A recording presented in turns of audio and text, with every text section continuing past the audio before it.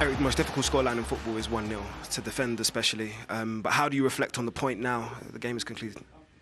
We kept them alive, and we are 1-0 up, controlling the game. And then you have to be consistent. You have to keep going in the second half. And we dropped the level, and we gave a goal away. When you look at the fluidity of your team, especially in the second half, what was it about the change in the momentum that why the Twente were able to get back into the game? As I said, we didn't finish it off. We had to go for the second goal. And so they stay alive, and then we get punished with a mistake from ourselves. Was it individual errors or was it a system error? What was it in terms of what you saw as to why you were able to allow Twente to get back into it? Nah, the goal is it's team. It's a player of Twente can dribble over the whole pitch without stopping by any one of us, and then we win him. But we can't give a goal away like this. So where do you go now? What are some of the words that you say to especially some of the leaders and senior players in that changing room, just to regroup and to recollaborate themselves going forward? It's about, we had some good structures, but you have to do it consistency. You have to keep going for the whole game, and once you are 1-0 up, you have to go. You have to keep going and go for the second. There was a great point made on the broadcast by some of the pundits, both Owen and Karen both alluded to the fact that this is still a longer sort of structure in this league system, in the Europa League. So was that reiterated to the players? Obviously they know that, but to allow them to understand that the European campaign still continues from it? Yes, of course, we first game, and it's very important you get a win. Erik, thank you so much for the time today. Anyway. Okay.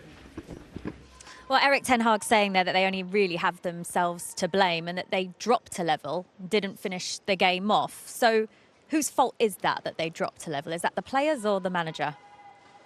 Obviously, it's a manager's responsibility at half-time to make sure that they go out, but ultimately it's the players on the pitch to say, look, 1-0, clean sheet mentality. We've had the last 3 games a clean sheet mentality, and have that desire and push on again and don't let them back into the game. But it goes back to that ruthless edge. That also is not in scoring, but also in clean sheets. And as you mentioned, the goal to concede was terrible on a whole team aspect, not just Christian Eriksen. So it's massively disappointing.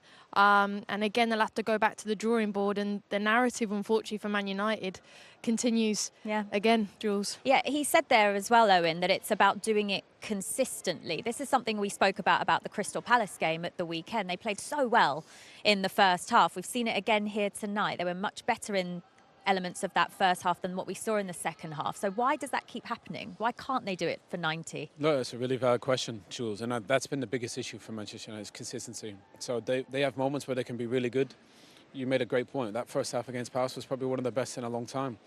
But somehow they come away from the game. They could have lost that game as well, if it wasn't for the Onana double save. So that's the thing they need to address, is consistency. And the one thing I think over the past couple of seasons, you'd say, when it goes against them, they tend to go down a little bit even more. And that, even today, they're 1-0 up. Okay, you need to get the second goal. You don't. You make a mistake, and then it's 1-1. And really, I think it was 65th minute. There's plenty of time to fight back and get a second goal, especially here.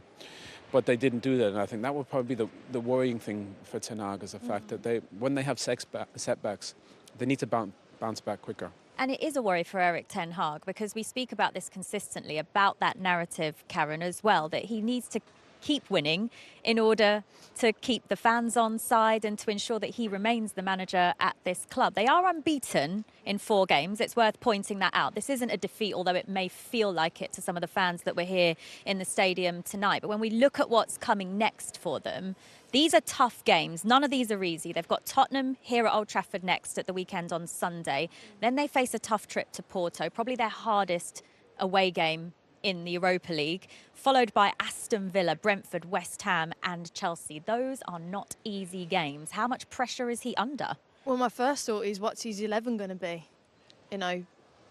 I said at the start of the show, considering the fixtures that were coming, maybe the rotation of certain players, but when you rotate, you've got to get results. So really, the first thing I want to see is against Tottenham, who's he going to pick? Who's his consistent? Who's his reliable? Who is going to go and get him and say that we're going to go and get a result against Spurs and set us on a positive win? Because you're right, Jules, it is 4 unbeaten, but it's still, like you mentioned as well, Owen, the opposition that they played they should be beating them. They should be beating FC Twente tonight. I'm sorry, that's not a disrespect to Twente, but I'm not being funny. You're at home, the squad you have, you should be getting 3 points here tonight in this competition.